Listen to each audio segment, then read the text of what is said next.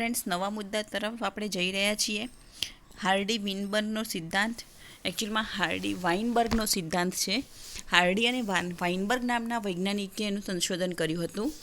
આ સિદ્ધાંતનો મુખ્ય હેતુ શું છે, અથવા તો આ સિદ્ધાંત શું કહેવા માગે છે, તો વસ્તીમાં વૈકલ્પિક કારકોની આવૃત્તિ સ્થિર રહે છે. વૈકલ્પિક કારકો બે પ્રકારના છે. તો એની અંદર વૈકલ્પિક કારકો છે, દાખલા તરીકે કેપિટલ એ અને કેપિટલ એ અને સ્મોલ એ અને સ્મોલ એ. તો સ્મોલ એ અને સ્મોલ એ એનું વૈકલ્પિક કારક થયું. તો એ વૈકલ્પિક કારકોની આવૃત્તિ કેવી હોય છે? સ્થિર હોય છે.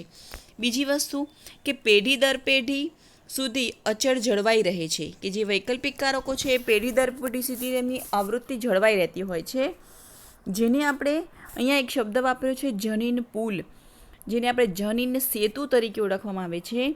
કે વસ્તીમાં કુલ જનીનો કેટલા છે અને તેના વૈકલ્પિક કારકો અચળ રહે છે, જેને આપણે જનીન સેતુ તરીકે ઓળખવામાં આવે છે, જેને આપણે જનીન સમતુલન તરીકે ઓળખવામાં આવે છે. કે દાખલા તરીકે જેટલા કેપિટલ એ છે એટલા ને એટલા સ્મોલ એ છે, બરાબર. કે જેટલા પી છે એટલા જ સ્મોલ પી છે અથવા તો ક્યુ છે. તો એના માટેનું એક સમીકરણ છે, વૈકલ્પિક કારકોની આવૃત્તિના સરવાળા માટેનું એક સમીકરણ છે. એના દ્વારા અહીંયા સમજૂતી આપવામાં આવી છે. મિત્રો, તમે અહીંયા જોઈશો તો પણ તરત જ તમને ખ્યાલ આવી જશે. અહીંયા એ પણ છે કે વ્યક્તિગત આવૃત્તિનું ઉદાહરણ લીધું છે. એમાં અહીંયા વૈકલ્પિક કારક માટે પી અને ક્યુ તરીકે દર્શાવવામાં આવે છે. એના નામ આપ્યું છે પી અને ક્યુ. એટલે કે પી અને ક્યુ એ વૈકલ્પિક કારક કેપિટલ એ અને એનું સ્મોલ વૈકલ્પિક કારક કયું હોય છે? સ્મોલ એની આવૃત્તિ દર્શાવે છે. હવે વસ્તી છે એની અંદર બે પ્રકારના કારકો જોવા મળે છે. એક છે કેપિટલ એ અને બીજું હોય છે તો સ્મોલ એ. સપોઝ કેપિટલ એ એટલે બે વૈકલ્પિક કારો થયા. જો કેપિટલ એ બરાબર શું કહેવા માગે છે? તો કેપિટલ એ બરાબર એક જ વૈકલ્પિક કારક અને સ્મોલ એ બરાબર બીજું વૈકલ્પિક કારક. જો બે જોડી જનીનો જોડીમાં છે, એટલે કે capital A is equal to P square, અને દ્વિકીય સંજીવોમાં બંને રંગસૂત્રો વૈકલ્પિક કારકો છે, એટલે કે કારક એ અને આવૃત્તિ પી સાથે આવશ્યકતાની શક્યતાઓ સંભાવનાઓનું પરિણામ જોવા મળે છે. એટલે જો કેપિટલ એ હોય તો is equal to P square, અને બીજું સ્મોલ એ હોય તો એને આપણે ક્યુ સ્ક્વેર તરીકે ઓળખવામાં આવે, કારણ કે Q A is equal to small A is equal to Q છે અને capital A is equal to P છે, બરાબર. અને જો એ એક વૈકલ્પિક કારક બીજું વૈકલ્પિક કારક એટલે બે વૈકલ્પિક કારક થયો, જેમાં કેપિટલ છે એ પ્રભાવી છે અને સ્મોલ છે એ પ્રચ્છન્ન જોવા મળે છે. તો પી એના માટેનું એક સમીકરણ છે P square plus 2pq plus Q square is equal to 1, જેને આપણે પી પ્લસ ક્યુનો સ્ક્વેર દ્વિપદીનું વિસ્તરણ એવું આપણે કહી શકાય છે. આ પ્રમાણે જનીન સમતુલામાં હાર્ડી વિનબર્ગની સમતુલામાં ખલેલ એટલે કે એક વસ્તીમાં વૈકલ્પિક કારકોની આવૃત્તિમાં ફેરફારનું પરિણામનું સ્વરૂપ ઉદ્વિકાસ થાય છે. દાખલા તરીકે કોઈ એક વસ્તીની અંદર સંખ્યા વધારે છે અને બીજી વસ્તીમાં સંખ્યા ઓછી છે, તો વધારે વાળી વસ્તી ઓછીવાળી વસ્તી તરફ જો પ્રયાણ કરે છે તો તેને આપણે જનીન વિચલન તરીકે ઓળખવામાં આવે છે. અને બંને બાજુની વસ્તીનું પ્રમાણ સમાન છે તો જેને આપણે જનીન સમતુલન તરીકે ઓળખવામાં આવે છે. અહીંયા આપણે એ જ વસ્તુ નિહાળીએ છીએ અને સાથે સાથે સમજતા પણ જઈએ છીએ કે શું કહેવા માંગે છે. An English mathematician, Godfrey Hardy, and a German physician, Wilhelm Weinberg, founded the Hardy-Weinberg principle, also known as Hardy-Weinberg equilibrium. Using mathematical modeling based on probability, they stated that allele and genotype frequencies in a population remain in genetic equilibrium from generation to generation unless specific disturbing influences are introduced. In other words, the totality of alleles of all genes in a population is called the gene pool, which remains constant for a given population. The conditions assumed for the Hardy-Weinberg principle are a very large population, no mutations, random mating, and non-occurrence of migration. હાર્ડી-વેઇનબર્ગનો સિદ્ધાંત એ 4 વસ્તુ પર ધ્યાન આપે છે. તો એ કઈ 4 વસ્તુઓ છે ખાસ યાદ રાખશું. તો એક એવી વસ્તુ છે કે મ્યુટેશન થતું નથી, એટલે કે વિકૃતિ થતી નથી. બીજી વસ્તુ કે જનીનની વસ્તી એક જ સમાન રહે છે, એટલે કે સમાન રહે છે, એમાં કોઈ ફેરફાર થતો હોતો નથી, બરાબર. અને જનીનોનું સ્થળાંતરણ થતું હોતું નથી. એવા 4 મુદ્દાઓ મૂકેલા હતા. નેક્સ્ટ આપણે p² વત્તા 2pq વત્તા q² વાળું સમીકરણ જોઈશું. Population. Let's understand how this equation is derived. The sum total of all the allelic frequencies is 1. Generally, there are 2 forms of a gene.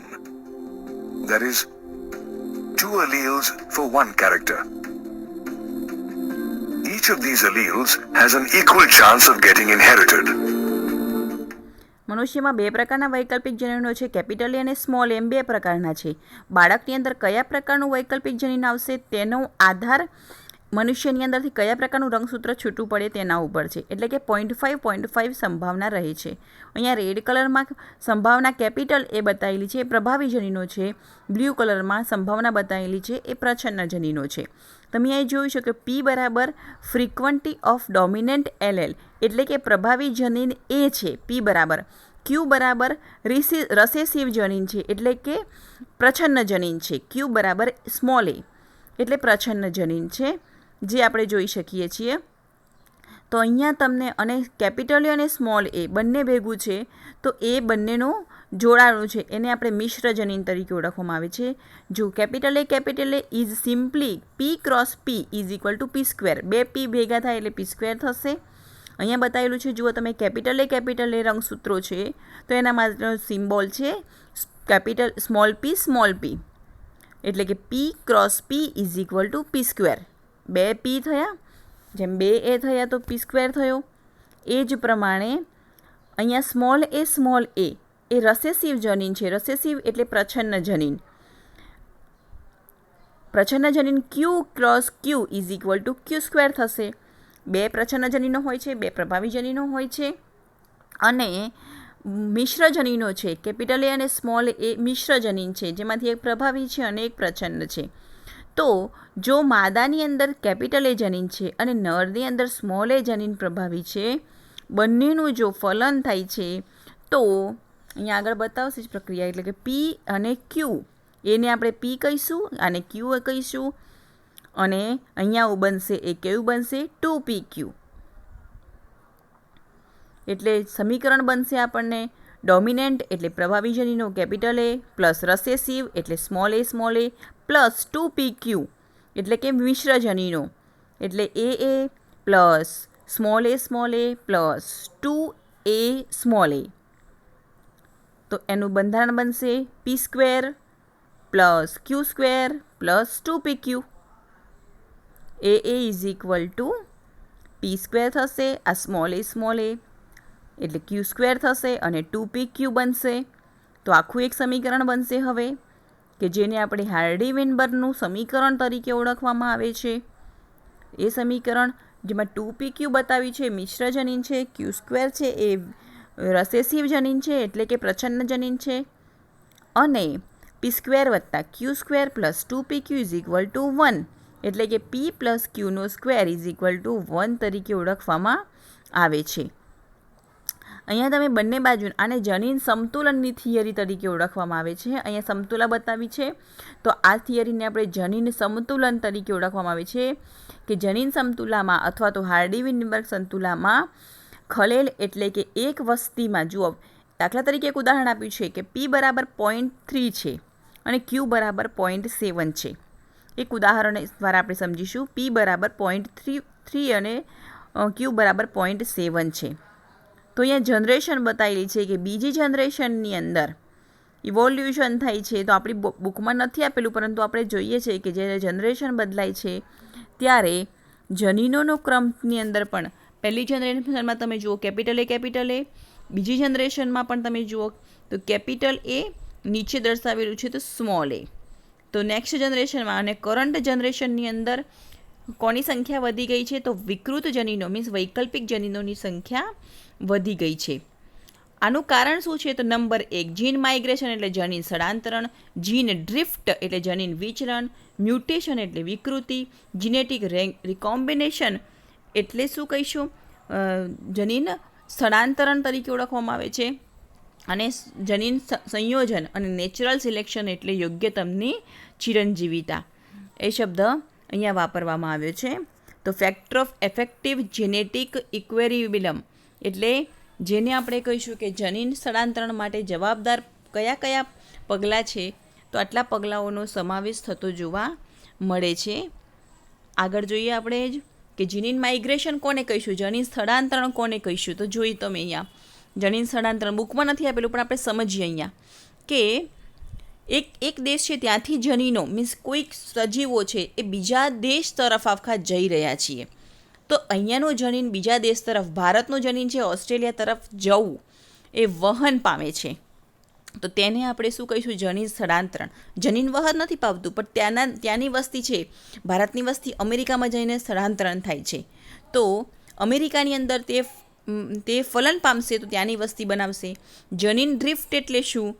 તો જનીન ડ્રિફ્ટ એટલે જનીન વિચલન. વિચલન એટલે કે એક જનીનમાંથી બીજી જનીનની અંદર વસ્તીમાં વધારો થવો, કે ભાઈ ભારતની અંદર હતા ત્યાંથી અમેરિકામાં ગયા તો ત્યાં શું થઈ ગયું? અમેરિકાની સંખ્યા વધી ગઈ, ભારતની સંખ્યા ઓછી થઈ ગઈ એટલી. બીજું મ્યુટેશન એટલે વિકૃતિ થવી. ત્યાંની પ્રજા સાથે તેઓ શું કરશે? તો પ્રજનન કરી નવી સંતતિ બનાવશે. તો તેને આપણે શું કહીશું? અને ઉત્પન્ન થતી સંતતિ થોડીક વિકૃત બનશે, અલગ દેખાવવાળી બનશે. ફોરેનવાળા હોય તો એનાથી અલગ રૂપાંતરણ બનશે. બરાબર? તો એને આપણે મ્યુટેશન તરીકે ઓળખવામાં આવે છે, જેને ફાઉન્ડર ઓફ ઇફેક્ટ અથવા તો સ્થાપક અસર કહીશું.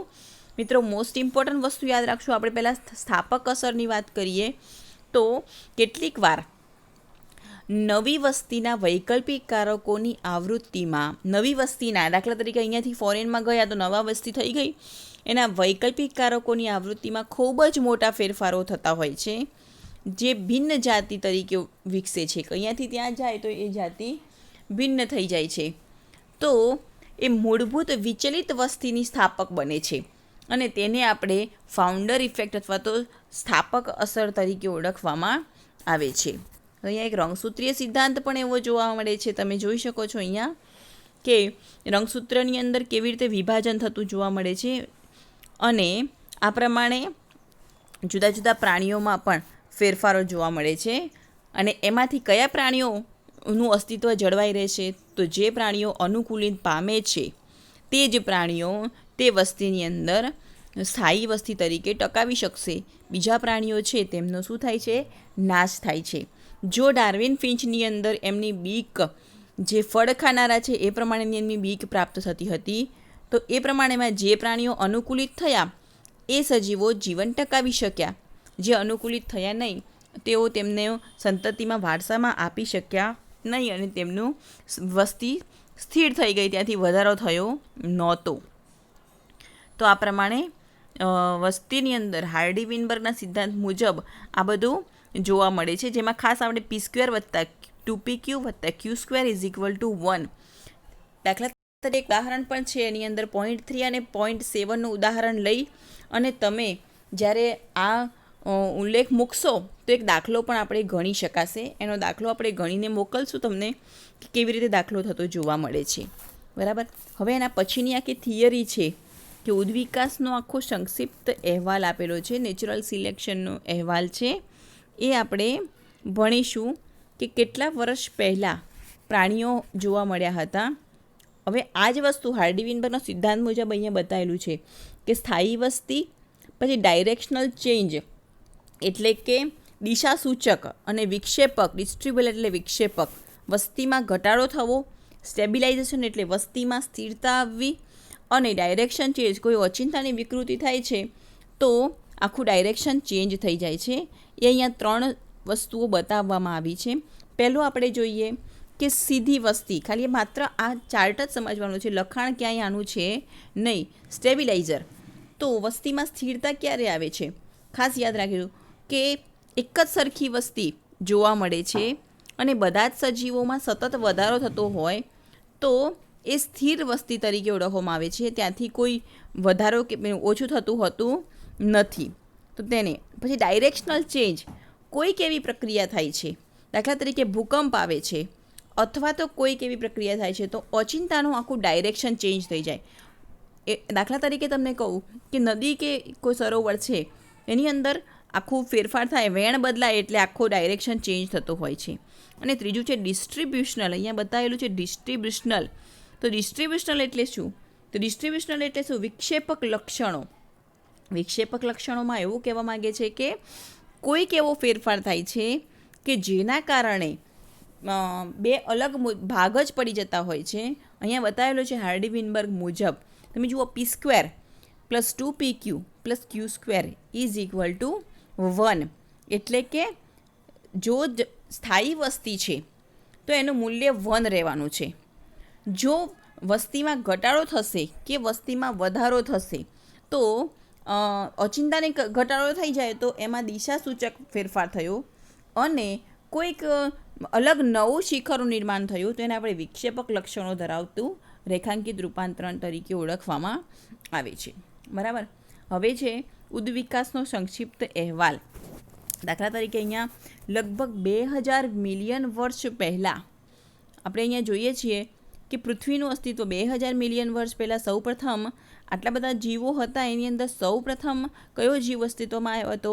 તો મહાઅણુઓમાંથી એક કોષ બન્યો હતો જે સાયનોબેક્ટેરિયા એટલે કે નીલહરિત લીલ નામને ઓળખાવાતી લીલ અથવા તો એનાબીના તરીકે ઓળખવામાં આવે છે. પ્રકાશ સંશ્લેષી બેક્ટેરિયા સૌપ્રથમ ઉત્પન્ન થયા હતા કે જેઓમાં પ્રોટીન અને RNA પોલીન્યુક્લિયોટાઇડની શૃંખલાઓ બની હતી અને ત્યારબાદ તે જીવનું નિર્માણ થયું હતું. આ જીવ એ કેટલાક કોષો O2 મુક્ત કરવાની ક્ષમતા ધરાવતા હતા. આ જે નીલહરિત લીલ છે, આ જે ઉપર દેખાય છે, જે હરિતકણો જેવી રચના, જે ઓક્સિજન મુક્ત કરવાની ક્ષમતા ધરાવતા જોવા મળે છે. તમે અહીંયા જોઈ શકો છો જે O2 મુક્ત કરે છે. એવું ને એવો O2 મોટા પ્લાન્ટ એ પણ O2 મુક્ત કરે છે અને CO2 ગ્રહણ કરે છે. રેડ કલરનું બતાવ્યું તો CO2 ગ્રહણ કરે છે. આ જે સેલ અભિકોષ તરીકે ઓળખવામાં આવે છે. આને અભિકોષ કે જે H2O પાણી મુક્ત O2 મુક્ત કેવી રીતે કરે છે? તો H2Oમાંથી બંધારણમાંથી 1/2 O2 + 2H+ છૂટું પાડીએ એટલે આ પ્રમાણનું બંધારણ બને. તો એમાંથી ઇલેક્ટ્રોન મુક્ત થાય છે, 1/2 O2 એટલે O2 મુક્ત થાય છે અને કાર્બોહાઈડ્રેટ્સ બનાવવાની પ્રક્રિયા કરે છે. બરાબર. તો આ પ્રમાણે એક વસાહત બનાવેલી છે. અહીંયા આખી વોલ્વોક્સ નામની લીલ છે, એમાં વસાહત બનાવેલી જોવા મળે છે. આપણે આગળ ભણીએ એ પહેલાં આપણે અહીંયા જોઈએ કે ઉદ્વિકાસનો સંક્ષિપ્ત અહેવાલ પાના નંબર છે 137ની ઉપર જોવા મળે છે.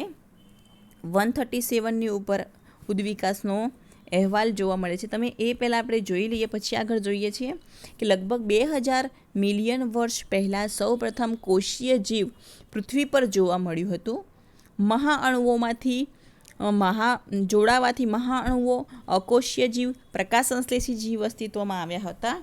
એક કોષીય સજીવો, બહુકોષીય સજીવો પણ અસ્તિત્વ ધરાવતા ધીમે ધીમે જોવા મળ્યા. ત્યાર પછી 500 મિલિયન વર્ષ પહેલાં અપૃષ્ઠવંશીઓ ઉદ્ભવ્યા હતા. પછી 350 મિલિયન વર્ષ પહેલાં જડબા વિહીન માછલીનો ઉદ્ભવ થયો હતો. એટલે કે સમુદ્રની શેવાળ અને કેટલીક વનસ્પતિઓ પણ 320 મિલિયન વર્ષ પૂર્વે થયો હતો. આકૃતિમાં જો બતાવેલું છે અહીંયા આપણે જોઈશું કે ભૂસ્તરીય સમય 7.9 અને 7.10ની આકૃતિ તમે જોજો. બરાબર. ધરાવતા હોવાથી વનસ્પતિઓ જમીન પર સૌપ્રથમવાર સજીવો, જે જમીનના સજીવો હતા એમાં વનસ્પતિઓ પહેલી વાર આવી હતી. જ્યારે પ્રાણીઓ જમીન પર આવ્યા ત્યારે વનસ્પતિઓનું જમીન પર ખૂબ જ પથરાઈ ગઈ હતી.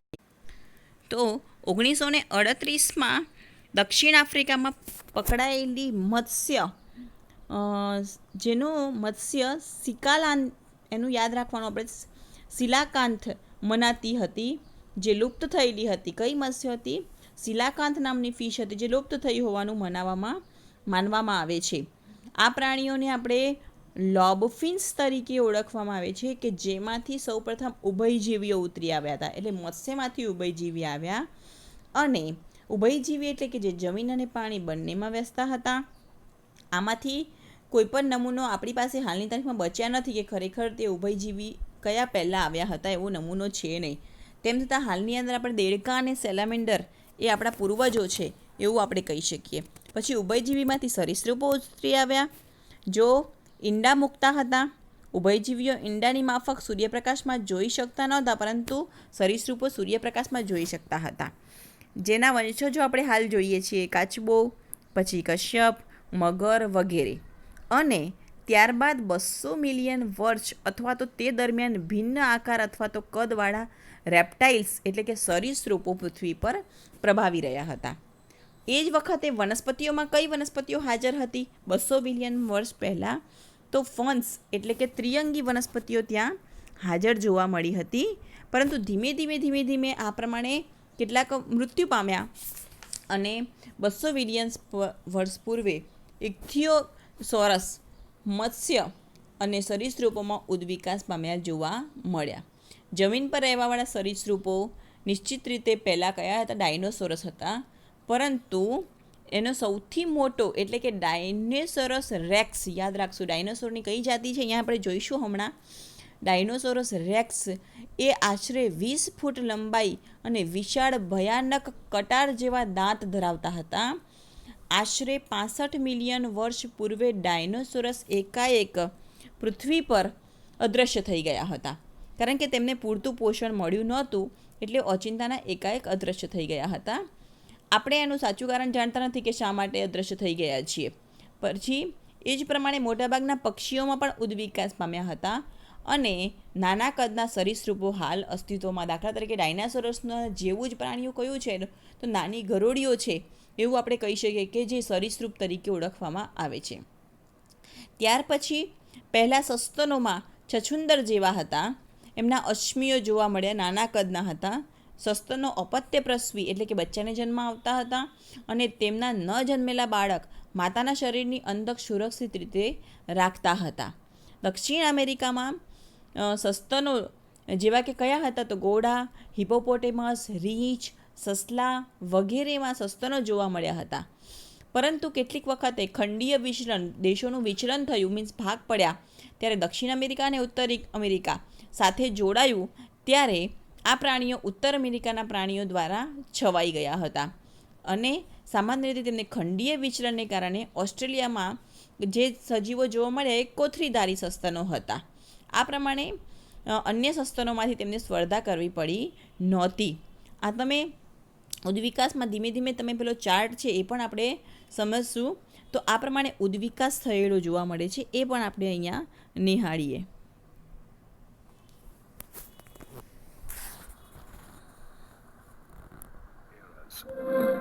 While the Phanerozoic Aeon is divided into Paleozoic, Mesozoic and Cenozoic eras. Different life forms evolved in the three eras of the Phanerozoic Aeon.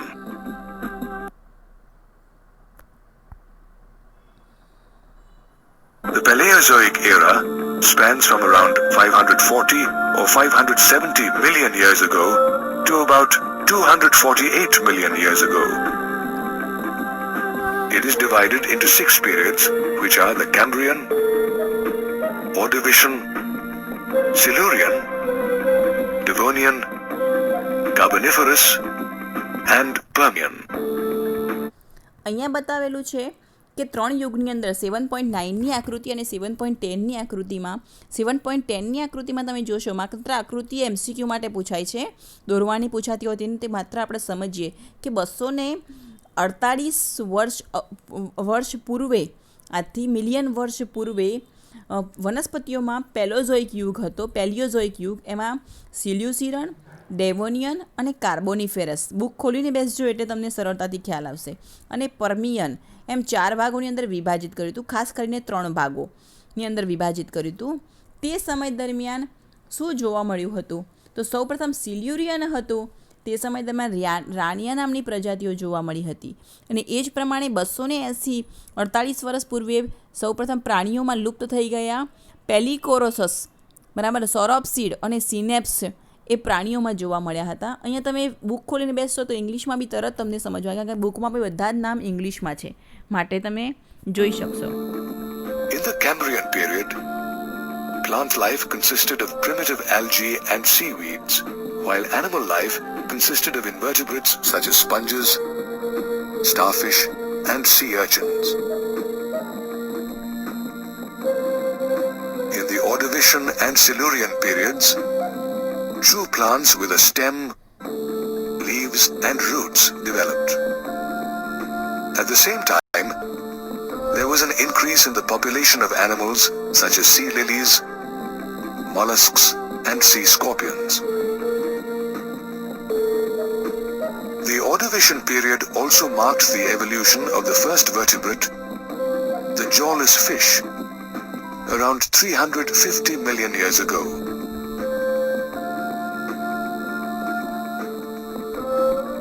For example, Cephalaspis and Hemicyclaspis. Next came the Devonian period, in which plants grew in profusion and covered a large part of the. This period also witnessed a rapid evolution of fish such as sharks and rays. About 300 million years ago, in the Carboniferous period, pteridophytes such as ferns and horsetails dominated the earth.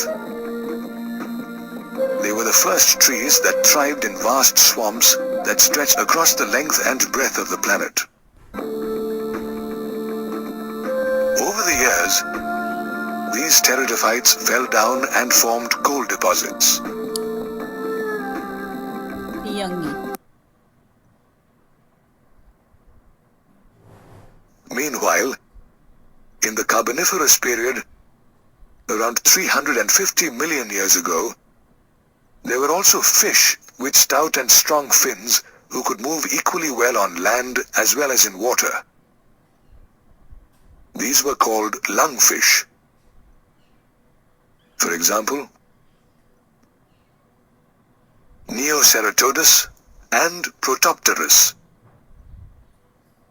Another important fish of this period were the lobe finfish, which later evolved as amphibians. Coelacanth is a lobe finfish which was thought to be extinct earlier, but is now considered a living fossil. In times of water shortage, lobe finfish probably made their way onto land and might have added insects and other arthropods to their diet.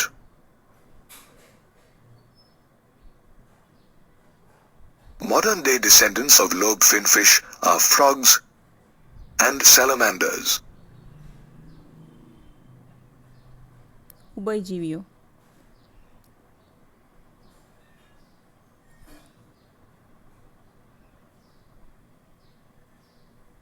The last period of the Paleozoic era was the Permian period, in which amphibians evolved into reptiles.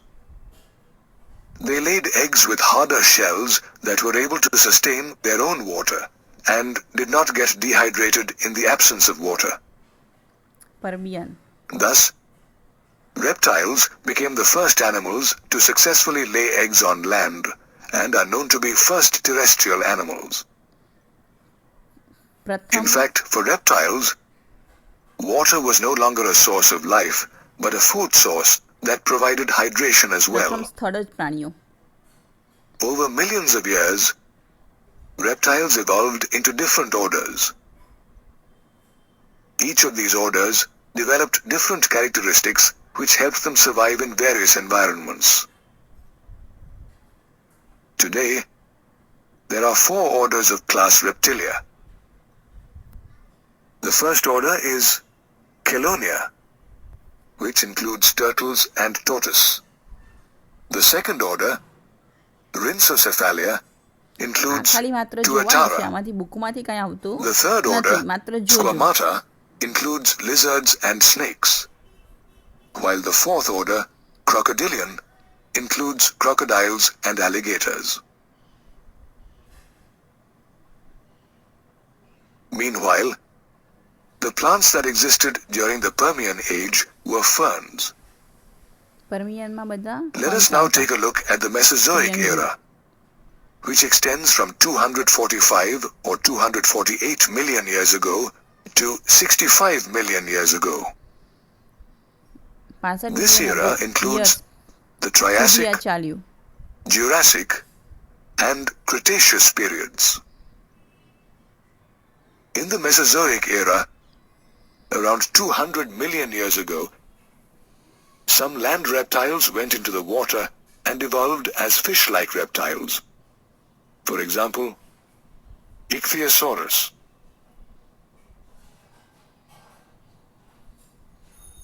Meanwhile, the land reptiles of the Mesozoic era were the famous dinosaurs with terrifying large teeth.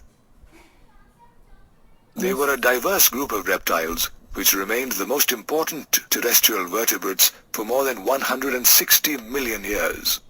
160 વર્ષ પૂર્વે થેરાપ્સિડ નામના ડાયનોસોર્સ જોવા મળ્યા હતા અને છેક સુધી લગભગ 50 મિલિયન વર્ષ પૂર્વે સુધીમાં ડાયનોસોરસ હતા.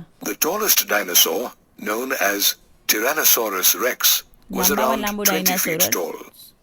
ટિરાનોસોરસ rex. Fossils of T-Rex are found in a variety of rock formations. Dinosaurs suddenly disappeared 65 million years ago. 65 વર્ષ પહેલા તરત જ They એમનો probably નાશ થયો became હતો extinct અચિંતાનો. because they failed to cope with climatic changes, or they may have evolved into birds. However, the precise reason for their extinction still remains unknown.